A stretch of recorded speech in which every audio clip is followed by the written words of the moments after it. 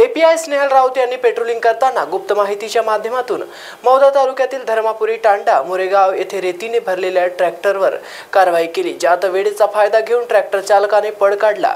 पण आरोलीचे सिंगम ठाणेदारांनी आपल्या टीम सोबत पाठलाग व प्रयत्न करणे सोडले नाही। मौका मिळताच ट्रॅक्टर चालक तांडा येथे रेती खाली करत होते, पण आरोली पोलिसांनी परिसर गाठून अज्ञात आरोपी चालक मालक यांच्या विरुद्ध विविध कलमान्वये गुन्हा दाखल केला। मिळालेल्या माहितीनुसार विशेष पोलीस महानिरीक्षक दिलीप पाटील भुजबळ यांनी नागपूर, चंद्रपूर, वर्धा, भंडारा या 4 जिल्ह्यात अवैध धंद्यांवर शिकंजा कसला।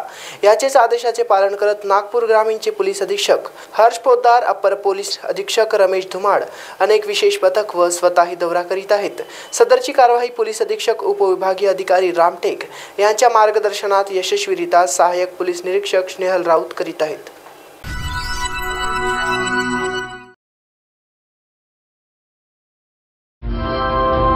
कृपया ध्यान दीजिए, वंदे भारत एक्सप्रेस कुछ ही समय में आ रही है।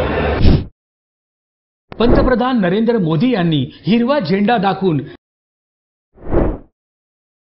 3 वंदे भारत एक्सप्रेस ट्रेन महाराष्ट्राला भेट दिल्या आहेत।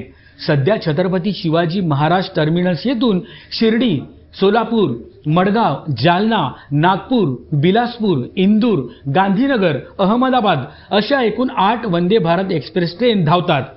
त्यात भर पडून आजपासून पुणे ते कोल्हापूर अशी पहिली, तर पुणे ते हुबळी अशी दुसरी, आणि नागपूर ते सिकंदराबाद ही तिसरी अशा 3 वंदे भारत एक्सप्रेस ट्रेन सुरू केल्या आहेत।